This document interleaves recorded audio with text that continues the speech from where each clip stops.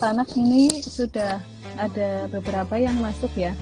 Ya, tapi kayaknya masih ada yang belum. Silahkan Mbak Husna, Ibu minta tolong untuk mengabari teman-temannya untuk segera masuk ya. Siap, Bu. Oke, kayaknya udah masuk semua ini.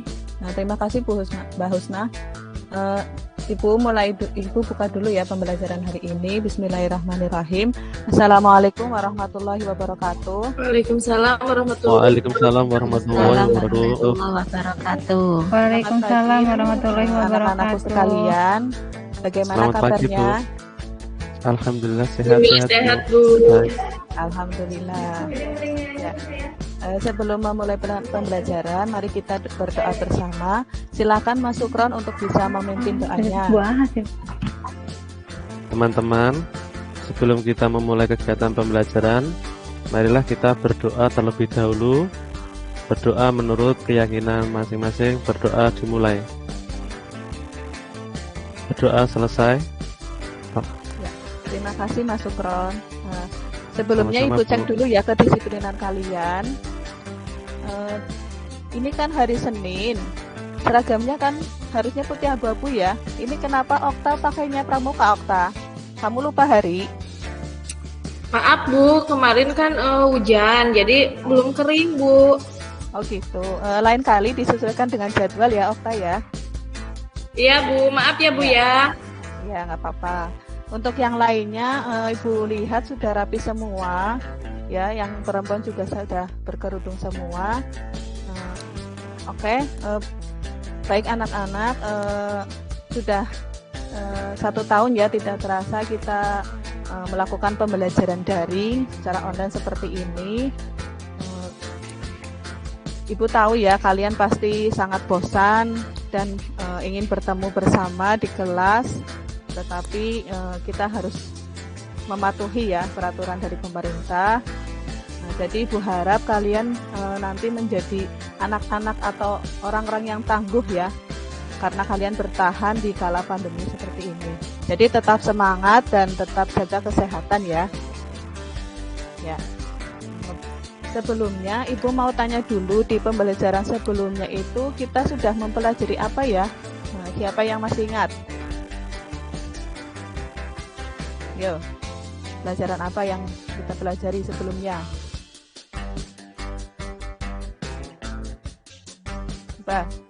Coba masuk Kron, masih ingat apa enggak? Oh ya, terus nah, gimana? Sebentar. Permintaan Bu. Oh, ya, betul. Permintaan. Siapa lagi selain mempelajari permintaan? Coba Saya Bu. Ya, Okta, silakan. Hukum permintaan Bu. Ya, betul. Jadi ada permintaan, ada hukum permintaan ya. Ya. Untuk permintaan sendiri itu apa? Kalian masih ingat apa tidak? Coba siapa yang masih ingat pengertian permintaan? Ya, silakan Husna coba. Saya coba jawab ya Bu. Permintaan adalah jumlah barang dan jasa yang tersedia dan diminta masyarakat pada tingkat harga dan waktu tertentu Bu. Ya, betul sekali. Terima kasih Husna. Untuk hukum permintaan, ayo bunyinya seperti apa? Siapa yang bisa? Saya Bu. Ya, silakan Indah. Hukum permintaan itu jika harga turun jumlah permintaan naik, dan sebaliknya jika harga naik maka jumlah permintaannya turun Bu. Ya, good sekali. Terima kasih Indah. Jadi ya, setelah kita mempelajari ya, permintaan, yaitu datangnya dari pembeli, sekarang kita akan mempelajari penawaran atau yang datangnya dari pihak penjual. Oke, bentar ya Ibu presentasikan dulu.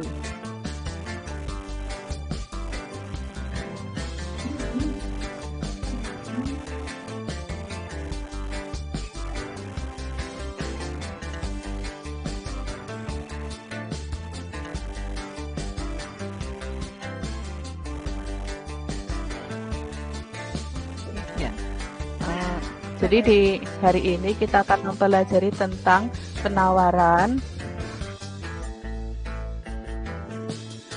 Nah, di sini ada beberapa indikator yang harus kalian capai ya. Kemudian dari pembelajaran hari ini nanti diharapkan kalian bisa mendeskripsikan pengertian penawaran, kemudian menganalisis terjadinya hukum penawaran, menganalisis faktor-faktor yang mempengaruhi penawaran, kemudian menganalisis kurva penawaran. Nah, ini peta konsepnya. Kemudian sebelum menyimpulkan dari pengertian penawaran, silakan kalian lihat dulu videonya ya, video yang ibu putarkan sekarang. Sebentar.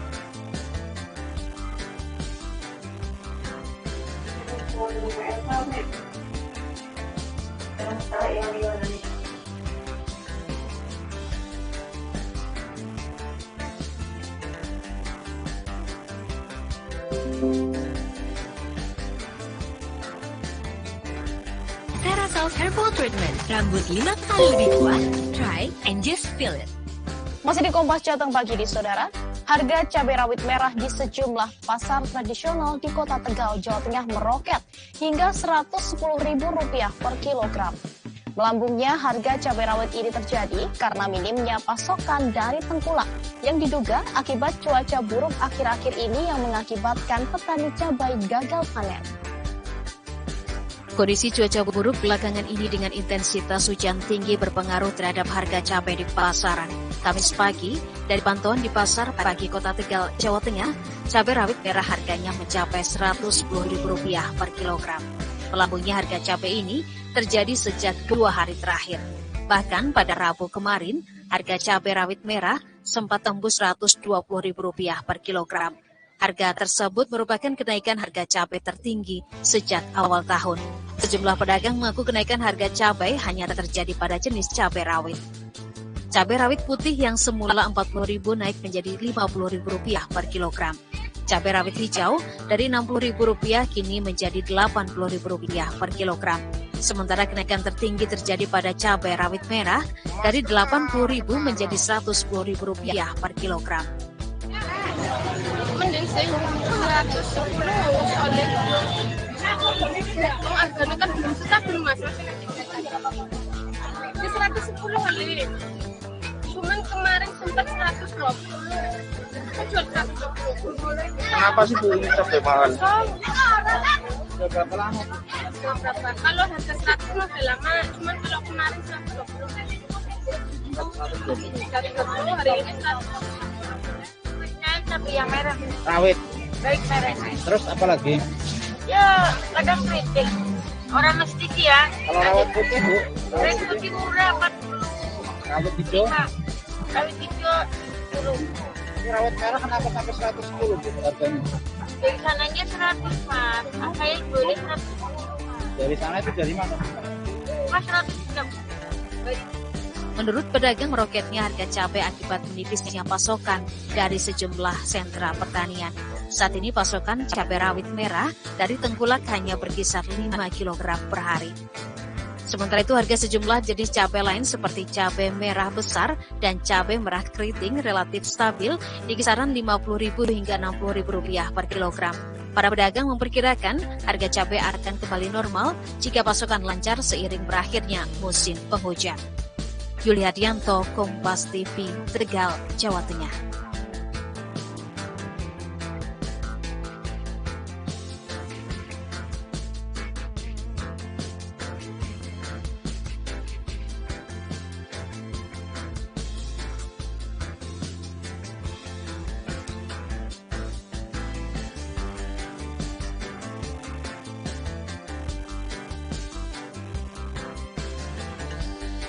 Ya, baik anak-anak, setelah kalian lihat tayangan video tadi, kira-kira apa yang kalian peroleh? Coba siapa yang mau berpendapat?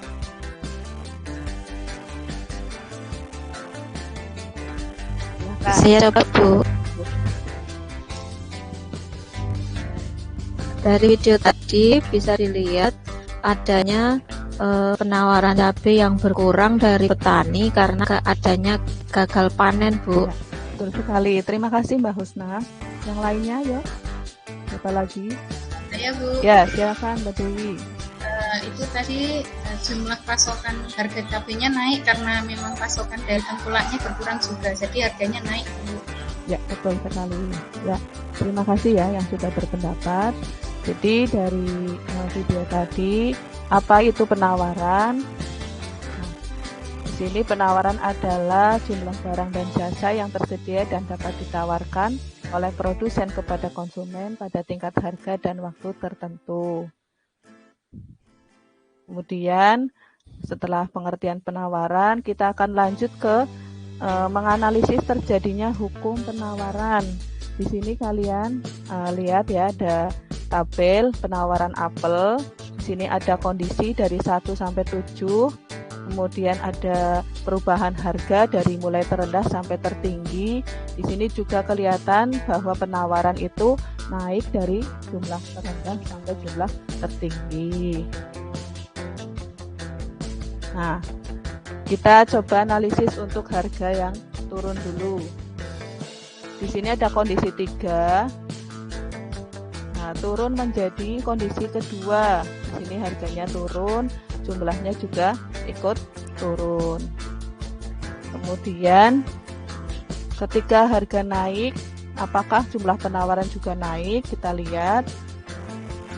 Nah, betul ya. Jadi ketika harga naik, jumlah penawaran juga ikut naik. Karena di sini kan kita sebagai penjualnya ya. Kalau harga naik ya kita pasti akan menambah penawaran kita. Nah, dari analisis tabel penawaran apel ini, kira-kira ada yang bisa menyimpulkan hukum penawaran itu apa? Atau bunyinya seperti apa? Silakan. Saya, Bu. Ya, silakan Sukron. Jadi kesimpulan dari bunyi hukum penawaran adalah saat harga turun maka penawaran turun, Bu, dan saat harga naik maka penawaran naik. Ya, bagus sekali Sukron. Ya, itu adalah kesimpulan dari bunyi hukum penawaran. Ya, betul sekali yang tadi disampaikan oleh Sukron, bahwa ketika harga turun penawaran akan mengalami penurunan juga. Kemudian jika harga naik penawaran juga akan naik atau meningkat. Nah, hukum ini terjadi jika adanya asumsi ceteris paribus, yaitu keadaan lainnya tetap. Kemudian kita lanjut ke faktor yang mempengaruhi penawaran. Tapi sebelumnya Ibu akan tayangkan simulasi peristiwa-peristiwa pasar. Ya, nanti silakan kalian lakukan analisis terhadap penawarannya, maksudnya hubungannya dengan penawarannya itu bagaimana, kemudian alasannya kenapa, kayak gitu ya. Jadi nanti silakan yang mau berpendapat langsung saja disampaikan. Yang pertama di sini, pabrik mobil multinasional bangkrut, bagaimana dampak terhadap pasar otomotif? Kira-kira bagaimana analisisnya? Silahkan. Siapa? Jumlah produsennya jadi berkurang, iya. Tuh. Betul, ya kita lihat. Ya, betul sekali Mbak Dewi. Alasannya apa Mbak Dewi? Produsennya berkurang karena ada kebangkrutan. Ya, kita lihat. Ya, betul sekali. Terima kasih Mbak Dewi. Jadi karena pabriknya mengalami bangkrut sehingga penawaran turun. Kemudian yang kedua, gagal panen mengakibatkan harga jagung meningkat. Kira-kira bagaimana dampak terhadap pasar jagung? Silahkan. Siapa? Penawaran naik, alasannya harga jagung tinggi, Bu. Ya, betul sekali Mbak Okta. Jadi karena harganya meningkat sehingga penawaran jadi ikut meningkat. Karena ada perubahan harga pada jagung. Lanjut. Di sini ada harga roti mengalami penurunan. Bagaimana dampak terhadap pasar roti? Silakan. Saya, Bu. Ya, silakan Sukron. Penawarannya turun, Bu. Kenapa alasannya? Alasannya apa ya? Harga rotinya turun, Bu. Iya betul. Ya, karena harga roti turun, jadi penawaran turun. Ya, jadi ini sesuai dengan hukum penawaran yang tadi ya. Kemudian ini terakhir, banyak perusahaan ikut masuk dalam penangkapan ikan tuna. Bagaimana dampak terhadap pasar ikan tuna? Siapa? Saya, Bu. Ya, silakan Mbak Indah. Penawarannya naik, Bu. Kenapa alasannya? Jumlah produsennya meningkat, Bu. Ya, betul sekali. Jadi karena jumlah produsen sangat banyak sehingga penawaran juga akan meningkat. Baik anak-anak itu untuk simulasi dari apa saja yang mempengaruhi penawaran. Di sini Ibu akan simpulkan bahwa faktor-faktor yang mempengaruhi penawaran itu ada harga barang itu sendiri, kemudian ada harga barang substitusi ya atau pengganti, kemudian biaya produksi, ada lagi bencana alam, kemudian kemajuan teknologi dan jumlah penjual atau produsen. Ya, selanjutnya kita akan membahas tentang bentuk kurva penawaran. Ini ada tabel ya seperti tadi, sama penawaran terhadap apel dari berbagai kondisi, kemudian ada perubahan harga dari terendah sampai tertinggi, jumlah penawaran juga naik ya dari terendah sampai tertinggi. Nah, dari tabel ini kita akan buat kurvanya ya. Jadi kalau dibuat kurva nanti akan tampak seperti ini. Jadi harganya dipasangkan dengan jumlah penawarannya.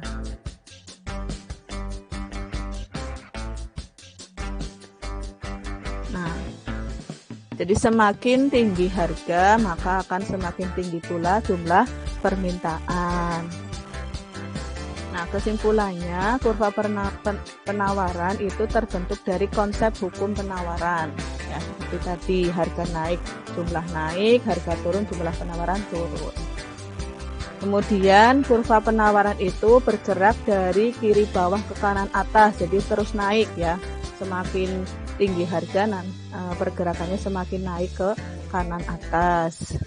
Kemudian kurva penawaran berbentuk slope positif karena terus naik, jadi slope-nya itu positif. Nah, ini untuk kesimpulan dari kurva penawaran.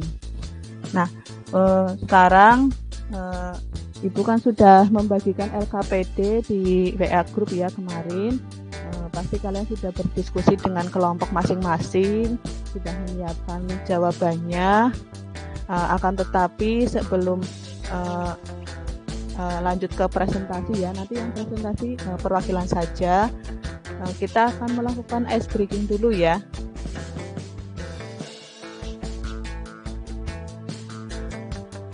Ya, jadi untuk menyiapkan semangat kalian ketika presentasi nanti, kita akan melakukan ice breaking dulu.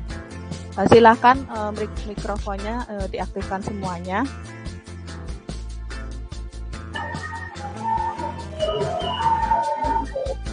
Sudah, Bu.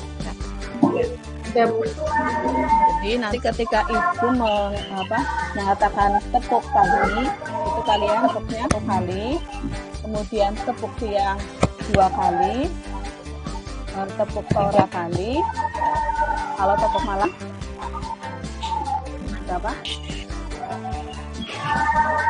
Kalau tepuk malam itu jangan tepuk karena tepuk malam itu waktunya tidur ya malam, jadi nggak usah tepuk. Salah ya, Bu. Iya. Paham ya? Tepuk pagi 1 kali, tepuk siang 2 kali, tepuk sore 3 kali, tepuk malam jangan tepuk, tepuk tengah aja ini. Nanti ya, kalau yang salahnya 3 kali, 2 kali ya, 2 kali sampai 3 itu kali Hadiah ya? Enggak diberikan hadiah. Dan nanti Ibu minta untuk menyimpulkan pembelajaran hari ini ya di akhir kegiatan. Jadi kalau yang salahnya 2 sampai 3 kali. Silakan nanti membuat kesimpulan di akhir kegiatan. Siap? Siap, anak? Ya. Tepuk pagi. Oke, Bu. Ya. Dibuatkan dengan kamera ya, biar kelihatan. Tepuk pagi. Tepuk pagi. Tepuk malam. Ayo. Terus ya, salah ya. Ye. Tadi salah. Saya betul. Ya, Ustaz sudah 1 kali salah. Mulai lagi. Yang menyimpulkan, Bu. Tepuk siang. Tepuk malam. Tepuk malam. Tepuk siang. Nah, itu salah tuh. Satu kali saja tepuk. 2. Udah, Bu.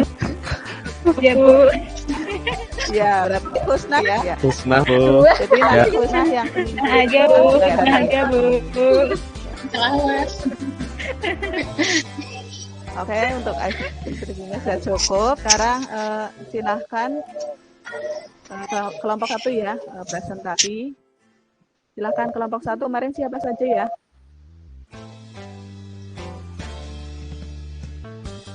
Ya, Mbak Widar, kemudian Mbak Husna, Mbak Endang. Ya, Bu. Karena saya salah terus, saya yang presentasi ya, Bu. Boleh. Tidak, kamu nanti menyimpulkan saja. Ya. Ya, silakan kelompok 1 untuk presentasi. Oke, saya mencoba mempresentasikan ya, Bu Atus. Ya, siap.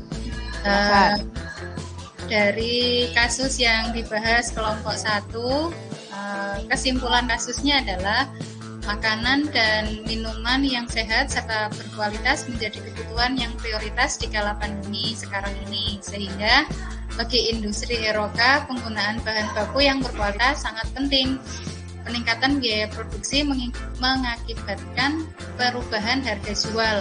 Nah, faktor yang mempengaruhi penawaran dari kasus tersebut adalah biaya produksi yang naik mengakibatkan jumlah barang yang ditawarkan ikut turun, Bu Atus. Begitu presentasi dari kelompok 1.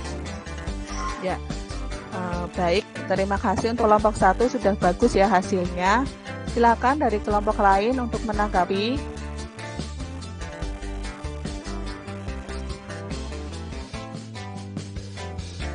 Ayo, silakan ditanggapi. Ya, menurut saya, jika harga naik, maka mengakibatkan penawaran naik, Bu. Ya, silakan ditanggapi kelompok 1 atas tanggapan dari Okta.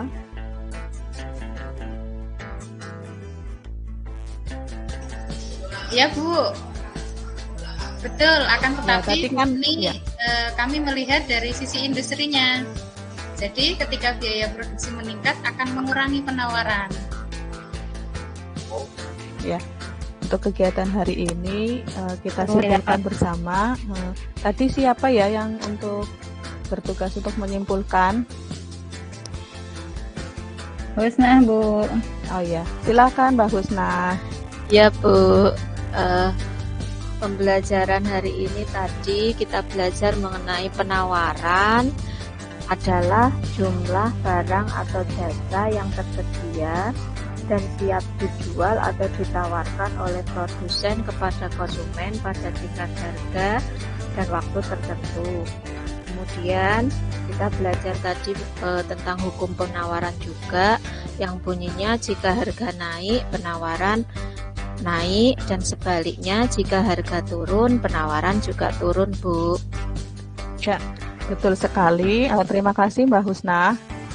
Jadi kesimpulannya sudah disampaikan Mbak Husna.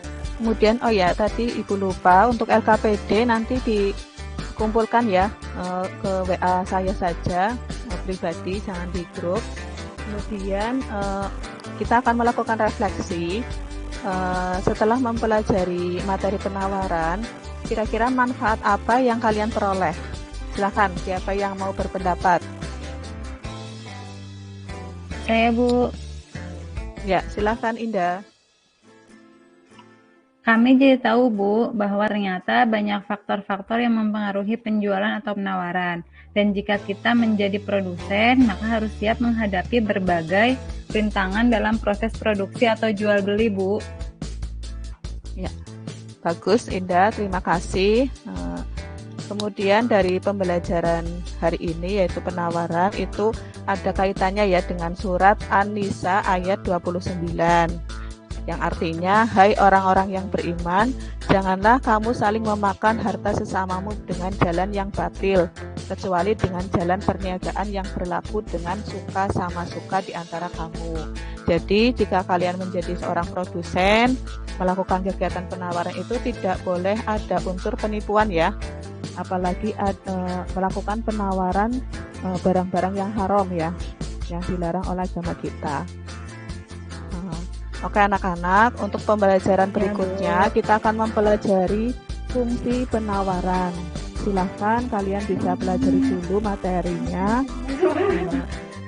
Nanti ketika pembelajaran berikutnya kalian sudah bisa memahami.